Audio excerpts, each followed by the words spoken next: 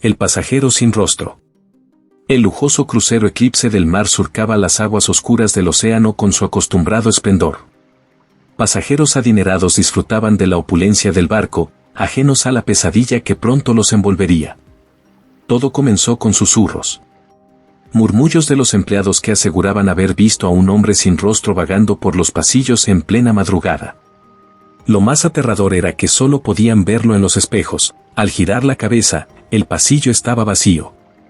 Al principio, nadie les creyó. Hasta que apareció el primer cadáver.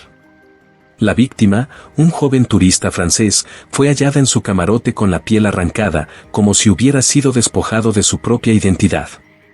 La policía del barco quedó perpleja, sin señales de lucha ni indicios de cómo el asesino había entrado o salido.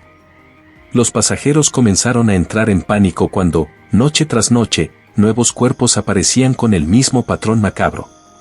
Un investigador a bordo, Gabriel Montes, comenzó a analizar las apariciones. Cada testigo describía lo mismo, una figura alta y vestida de negro, visible solo en los reflejos de los espejos, pero ausente en la realidad tangible. Montes, obsesionado con resolver el misterio, descubrió un patrón en las muertes. Cada víctima había mencionado, antes de morir, haber sentido que alguien los observaba desde el espejo. Desesperado por una respuesta, Gabriel ideó un plan. Se encerró en su camarote con un gran espejo, decidido a enfrentarse a la entidad. Pasaron las horas y, en la penumbra, la silueta apareció detrás de él. Un escalofrío recorrió su espalda mientras veía cómo la figura se acercaba. Pero en el último momento, Montes encendió una linterna ultravioleta y la verdad se reveló. El pasajero sin rostro no era un espectro, sino un ilusionista llamado Víctor Reines, un mago experto en ocultismo y juegos de desaparición. Se infiltraba en los camarotes a través de compartimentos secretos y usaba espejos bidireccionales y drogas alucinógenas para hacer creer a sus víctimas que veían algo imposible. Su truco final consistía en eliminar a quienes lo descubrieran. Pero aquella noche, su propio truco le falló. La linterna reveló su verdadera forma en el espejo, dejándolo expuesto. Montes alertó a la seguridad y el asesino fue capturado antes de que pudiera desaparecer nuevamente. Siguiendo las antiguas leyes del mar, Víctor Reines fue sometido a un juicio a bordo del Eclipse del Mar. Los oficiales y la tripulación actuaron como jurado, mientras Montes presentó las pruebas que lo incriminaban. El capitán, un hombre de rostro severo y mirada fría, dictaminó su destino, la ejecución en alta mar. Al amanecer, con el océano extendiéndose en todas direcciones, Reines fue atado y arrojado por la borda, condenado a las profundidades. Su último grito quedó atrapado en la brisa salada antes de ser devorado por las aguas. El terror terminó, pero el barco jamás se libró de su leyenda. Algunos empleados aún dicen que, en las noches de niebla, si miras fijamente a un espejo en los pasillos del Eclipse del Mar, podrías ver una silueta oscura acechando detrás de ti, aunque al girarte, no haya nadie allí. Años después, el crucero siguió navegando con normalidad, pero los rumores nunca cesaron. Algunos pasajeros reportaban sentir un escalofrío al pasar por ciertos pasillos, como si una presencia invisible los acechara. Otros juraban escuchar susurros provenientes de los espejos, voces apagadas que repetían sus nombres en un eco perturbador. Un día, una nueva serie de desapariciones sacudió la tranquilidad del barco. Esta vez, no había cuerpos, ni rastros de lucha. Simplemente, los pasajeros se desvanecían sin dejar huella. La única pista era un tenue reflejo en los espejos, una silueta sin rostro que parecía sonreír en la oscuridad. Gabriel Montes, ahora convertido en un investigador de renombre, fue llamado nuevamente para resolver el misterio. Volvió al barco con una sensación de déjà vu, pero algo había cambiado. Esta vez, el pasajero sin rostro no era un simple truco de magia. Algo más oscuro y antiguo se había despertado en el Eclipse del Mar.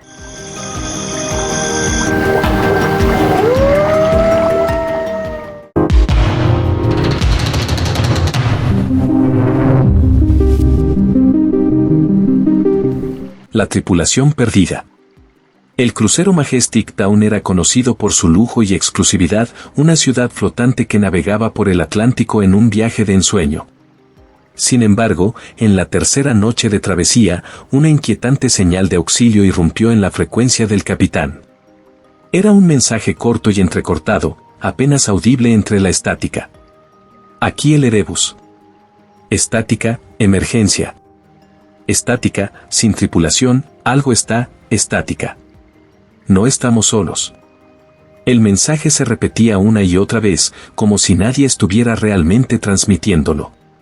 El capitán James Holloway no era un hombre supersticioso, pero las reglas marítimas eran claras, debían responder. Ordenó un acercamiento y reunió un equipo de exploración compuesto por 5 tripulantes y la doctora a bordo, Samantha Greene, quien se ofreció voluntariamente por precaución. Cuando el Erebus apareció en la distancia, una sensación de inquietud recorrió a todos en el puente de mando.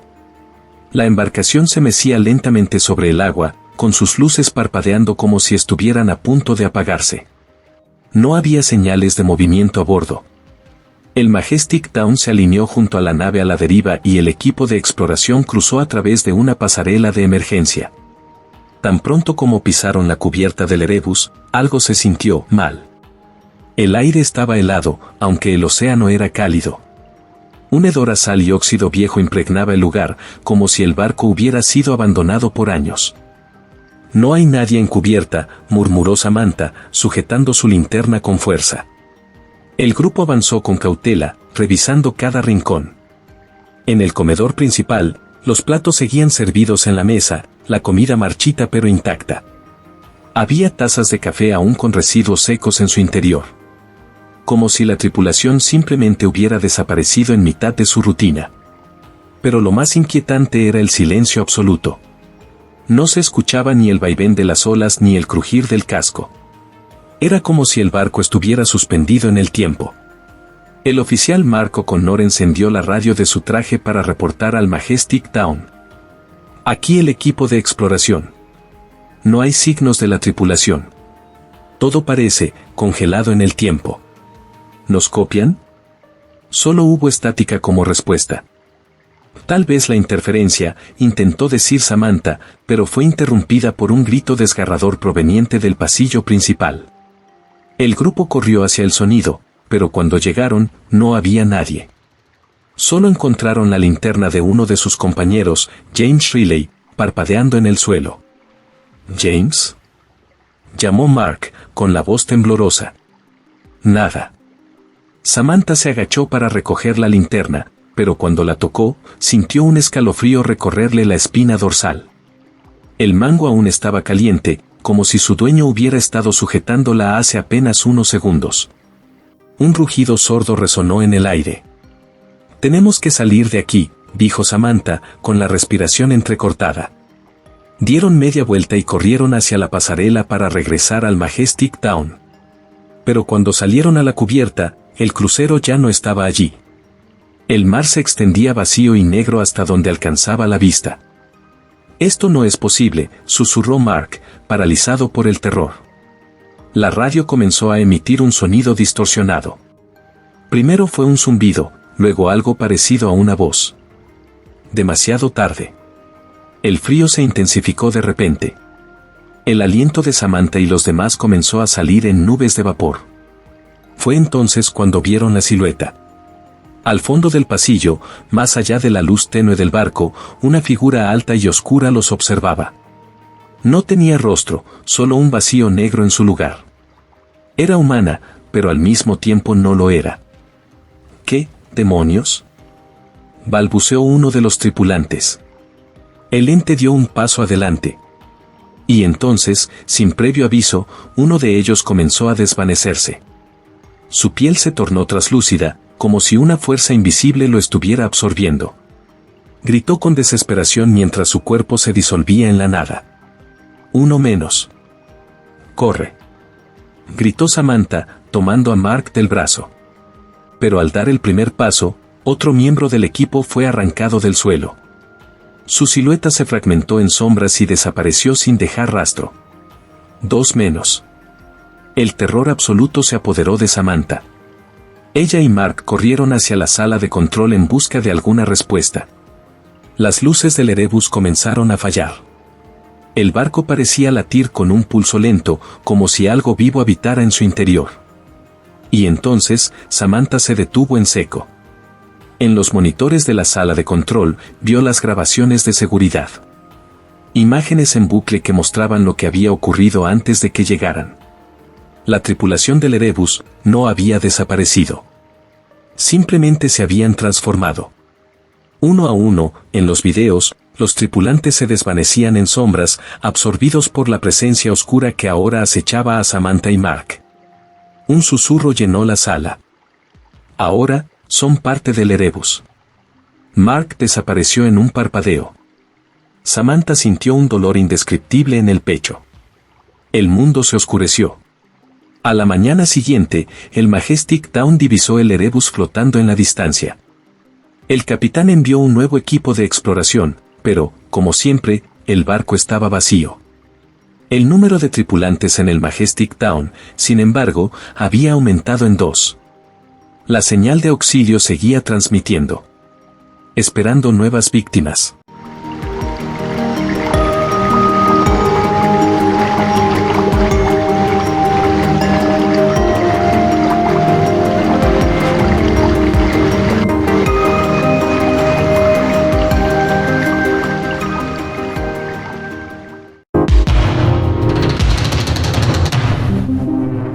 El camarote sellado. El Ocean Serenity era uno de los cruceros más lujosos del mundo, una ciudad flotante con todo lo que un viajero podía desear. Sin embargo, entre sus incontables camarotes, había uno que permanecía cerrado desde hacía años, el camarote 733. Lucas Santamaría, un viajero solitario con una inclinación por lo misterioso, había escuchado a los empleados susurrar sobre ese cuarto. Algunos decían que estaba maldito, otros que simplemente era inhabitable. La curiosidad pudo más, y una noche, después de unas copas en el bar del barco, decidió explorar. El pasillo del nivel inferior estaba desierto cuando llegó a la puerta del camarote prohibido. Una gruesa cadena y un candado herrumbroso aseguraban que nadie entrara.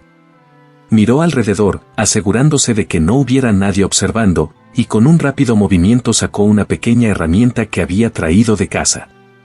Había aprendido a abrir cerraduras en su juventud, y no tardó mucho en escuchar el chasquido metálico del candado cediendo. Empujó la puerta con cautela.